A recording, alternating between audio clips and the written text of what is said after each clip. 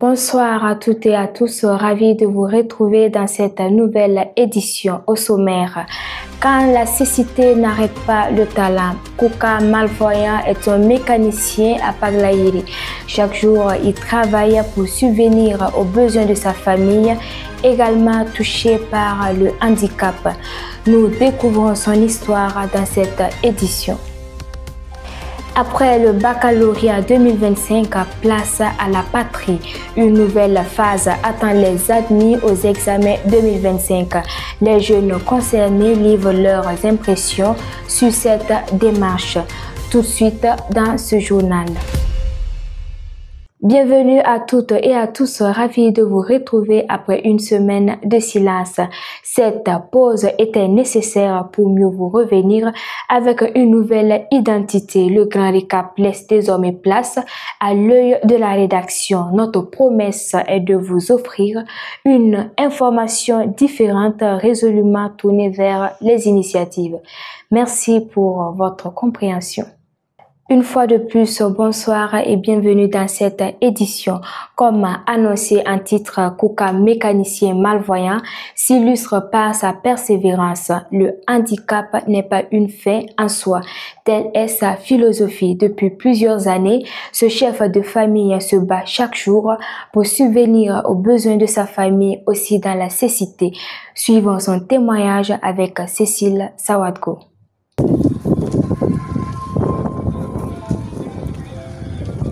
Âgé seulement de 36 ans, ce jeune mécanicien voit sa vie basculer lorsqu'il perd la vue à l'âge de 18 ans. Passionné par les moteurs et les pièces mécaniques qu'il démontait et remontait dans l'atelier de son oncle, le destin du jeune Kouka prend alors une autre tournure. Il a dû apprendre à vivre autrement, à se reconstruire dans le silence et dans l'ombre. Si ce n'était pas l'œuvre de Dieu, je serais incapable d'expliquer la perte de ma vue. Je n'ai jamais souffert des yeux.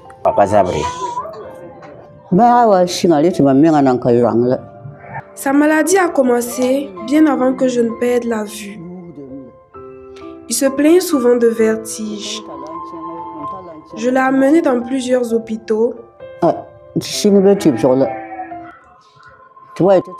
Jusqu'au jour où il a fini par perdre la vue. La mère du jeune Kouka, aussi malvoyante, remet son sort à Dieu. Être privé de la vue et savoir son fils dans la même situation est une preuve qu'elle ne saurait expliquer. Il a perdu la vue très jeune. J'ai fait de mon mieux, mais ce n'était pas de ma faute non plus.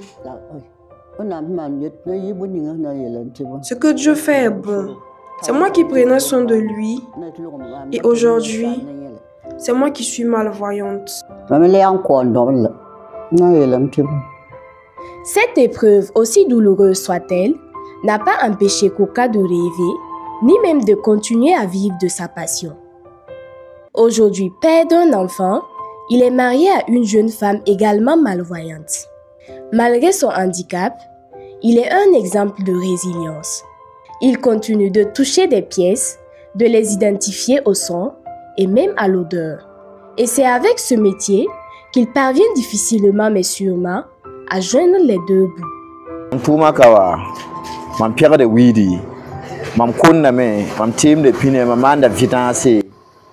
Dans mon atelier, je fais de la mécanique pour les engins à 2 roues. Vidange, lavage, réparation. Mais le marché est parfois très lent. Par jour, je peux gagner 1000 francs, parfois 750 francs, et il arrive même que je ne gagne rien. Je vends aussi quelques pièces de vélo, mais je ne dispose pas de tout. Il m'arrive par exemple de devoir prendre un taxi jusqu'au marché lorsqu'un client a besoin de changer un pneu. Une fois sur place, je compte sur la bonne volonté de passants pour me guider jusqu'à trouver la pièce avant de revenir à l'atelier. Je n'ai pas les moyens de constituer un stock. Le manque de matériel est l'une de mes plus grandes difficultés. Et c'est avec ce que je gagne, aussi modeste soit-il, que je prends soin de ma famille.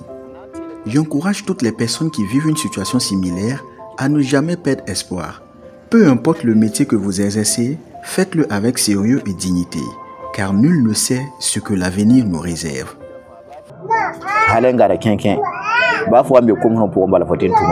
Aujourd'hui, Kuka n'a peut-être plus la vue, mais il garde la vision, celle d'un avenir possible, même dans l'adversité. Un exemple de détermination qui force le respect. À Balkui, un chef de famille sort de l'ordinaire.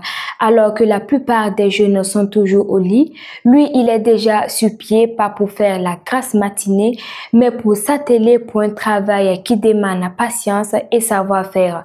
Préparer le riz sauce pâte d'arachide, une recette qu'il peaufine depuis 7 ans. Le secret de son succès, un engagement et une passion sans faille. Allons à sa rencontre avec Jamila Comparé. Il est 5h50. À quelques pas de la voie, un homme s'affaire déjà. Avec calme et précision, il enlève une louche de riz fumant, la dépose doucement dans un plat. Puis avec un geste habile, il verse la sauce pâte d'arachide, chaude par-dessus. Ce travail, beaucoup le considèrent comme un métier de femme. Mais lui, il le fait avec une fierté immense. Parce que derrière chaque plat servi, il y a plus qu'un repas.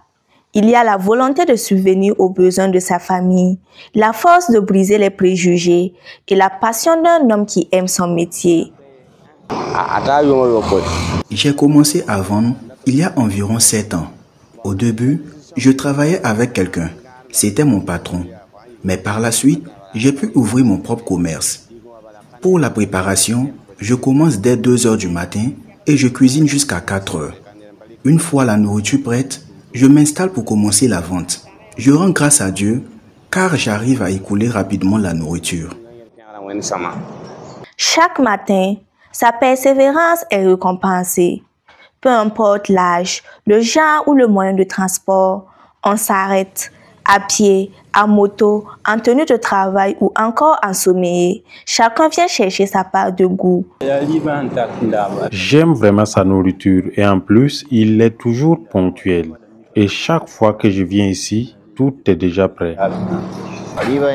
Sa nourriture est vraiment bonne. Il cuisine très bien. Un homme peut bien faire la cuisine tout comme une femme. Son riz est très bon. Je passe par là tous les jours et à chaque fois, je m'arrête pour manger ou j'emporte.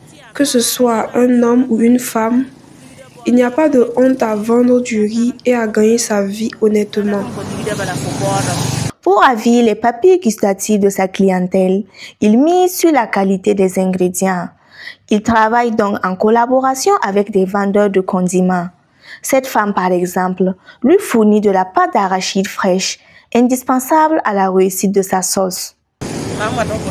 Ça fait 5 ans que je lui livre la pâte d'arachide. Il n'y a pas de métier de femme ou de métier d'homme. Les femmes peuvent faire la mécanique et les hommes aussi peuvent préparer du riz ou même du thau pour vendre.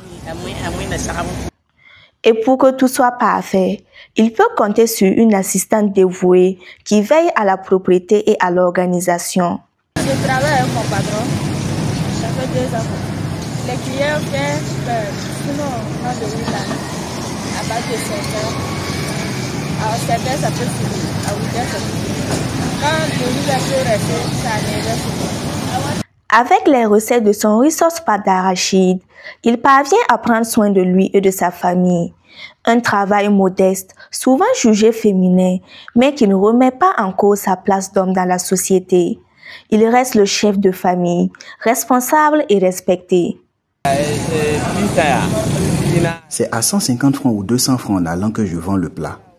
Ce petit commerce m'aide beaucoup.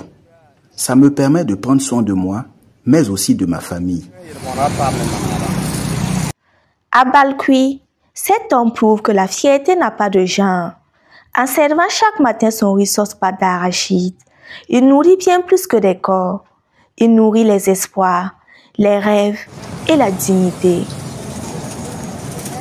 Lors du Conseil des ministres du 2 mai 2025, le Conseil a adopté un décret portant institution d'une immersion patriotique obligatoire pour les élèves admis aux examens scolaires. Cette mesure s'inscrit en droite ligne de l'initiative présidentielle pour une éducation de qualité. Les nouveaux bacheliers donnent leur avis sur cette initiative. Cécile Sawadgo était sur place. Suivant. Venus au CIAO dans le cadre de la semaine de l'information et d'orientation CIO, ces nouveaux bacheliers pensent également à l'immersion patriotique. Les réactions sont partagées. Certains nouveaux bacheliers saluent l'idée et y voient un cadre de formation utile à leur développement personnel et citoyen. Je pense que c'est une bonne idée parce que ça a formé les jeunes. Bon, comme on dit qu'il y a du sport, on va genre des trucs comme ça, ça a formé les jeunes pour qu'ils puissent se défendre dans la lutte contre les terroristes. Et puis, bon, on va découvrir d'autres choses en plus de ça. Depuis très longtemps, bon, il y a beaucoup de jeunes qui s'adonnent à des tendances très dérisoires.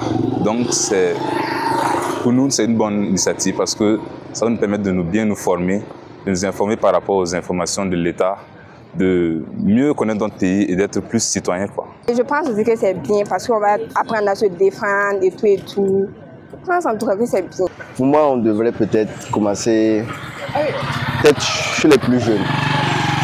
6e par exemple, peut-être après la 3e. Moi j'ai mon bac cette année. Pour nous directement aller... Bon. Et puis surtout en 30 jours, ça ne sera pas suffisant pour changer grand-chose. Moi je ne pense pas. Ils auraient dû peut-être commencer en 6e. Mais d'autres affichent une certaine réserve. Entre inquiétude et peur, beaucoup s'interrogent. Il y a des avantages et puis il y a des inconvénients. Moi je pense que faire un mois, quand tout un mois vous formez des élèves là, je pense que c'est beaucoup parce qu'on n'a pas pu profiter même de nos vacances et tout et tout. Mais maintenant, j'avais des questions même pour poser. Par exemple, les filles là-haut, comment on va gérer nos menstrues là-bas? Parce que même je ne sais pas comment ils vont se débrouiller là-bas. On va gérer ça, quoi. Je ne comprends pas trop. Donc, on a quelques interrogations, quoi. D'autres disent que c'est le 1er août, d'autres disent que c'est en septembre. Pour le moment, on ne sait pas si c'est le 1er ou mais c'est en septembre. Un peu stressé, mais ça va aller. Malgré ces appréhensions, l'objectif reste clair, faire de cette immersion un tremplin pour la jeunesse burkinabé en construisant des citoyens modèles animés par le patriotisme et l'engagement. Après les salles de classe, pas de vacances pour ces enfants. Cette fois, ils se retrouvent autour de l'art culinaire. Âgés de 4 à 16 ans, ils sont près d'une vingtaine à vivre chaque jour leur passion pendant cette période de vacances en s'initiant à la cuisine. Entre recettes locales et saveurs venues d'ailleurs, ils réussissent à magnifier chaque plat, apportant une touche artistique à tout ce qu'ils réalisent. La découverte avec Innocent Ilbourou. De l'huile et du sel. Dans les quartiers Tampuy de Ouagadougou, les vacances prennent une saveur particulière pour un groupe d'enfants passionnés. Chaque matin, ces jeunes consacrent leur temps à une activité qu'elles chérissent, l'art culinaire. Entre plats traditionnels burkinabés et recettes européennes, elles s'initient avec enthousiasme aux subtilités de la cuisine, découvrant chaque jour une nouvelle technique et saveur. Une aventure éducative qui allie passion, apprentissage et plaisir. Bon, en gros, ça consiste à d'abord les amuser, les épanouir et les apprendre à cuisiner, leur donner l'amour de la cuisine. Ils apprennent un peu de tout, généralement ce que eux-mêmes ils aiment, les gâteaux, les sucreries, un peu de mets locaux aussi parce que c'est important, comme le goré, on a eu à faire ça. En tout cas, on essaie de faire avec. La gestion, c'est pas facile, vous-même vous avez vu un peu. Mais on essaie de faire avec. Elles sont quand même sages, elles essayent d'écouter. Bon, on essaie de s'amuser, de se comprendre comme on peut. Au-delà de leur compréhension, ces enfants parviennent à assimiler les cours, qu'ils soient théoriques ou pratiques. Cette capacité d'apprentissage a des résultats satisfaisants selon leur propre témoignage. Elles se disent fières des connaissances acquises et promettent de faire encore mieux à l'avenir. Bon, moi je suis venue précisément pour mieux apprendre à cuisiner. Et puis, bon, pas parce que je ne sais pas cuisiner, oui, mais il y a d'autres choses aussi que je peux faire des erreurs. Je suis venue pour qu'elles m'apprennent encore à faire plus pour m'améliorer. Ou demain, ou peut-être pour des cérémonies ou des occasions. J'ai beaucoup appris à faire beaucoup de choses que moi-même j'ignorais. Puis j'ai appris aussi, j'ai eu des amis, j'ai fait de nouvelles connaissances et tout. Je peux faire beaucoup de choses. Aujourd'hui, le shawarma que je peux faire la pizza, le pondé, le cake. Je suis venue apprendre la cuisine pour m'améliorer en fonction de la cuisine. Comme c'est un peu difficile pour moi, la cuisine est très importante. Ça nous permet de faire plusieurs choses en cuisine. Par exemple, de préparer la nourriture qu'on mange. Sans la cuisine, on n'est rien, quoi. Je peux cuisiner des choses, mais quand je n'arrive pas, la prof vient m'aider. Je peux cuisiner le gongé, les pizzas, etc. Très satisfaite des performances des enfants, la formatrice adresse ses félicitations et encourage les parents à soutenir activement les enfants dans le développement de leur passion. Je pense qu'elles peuvent le faire elles-mêmes parce que d'abord, nous donnons des cours en théorie avant de commencer. Donc, elles repartent avec un carnet de recettes. Et je pense que, vu qu'elles-mêmes, elles ont eu à pratiquer elles-mêmes, je pense qu'elles peuvent le faire. Il y en a même qui ont eu à faire des essais à la maison et qui ont ramené ici pour qu'on essaye de voir ensemble. C'était bien. Je dirais juste un mot aux parents. Je dirais d'accompagner les enfants, de les laisser s'épanouir, de les accompagner dans leur passion. Parce que ça peut devenir vraiment de grandes choses demain. Ce sont des femmes. Et puis, c'est important qu'elles sachent déjà petites, si elles ont l'amour de la cuisine, ça ne va pas être compliqué à la longue. Les connaissances en cuisine représentent une compétence essentielle pour les enfants. Elles sont appelées à assurer demain une gestion gastronomique de qualité en tant qu'actrices du savoir-faire culinaire. Madame, Monsieur, c'est la fin de cette édition. Merci à vous de l'avoir suivi. Très bon début de week-end à tous.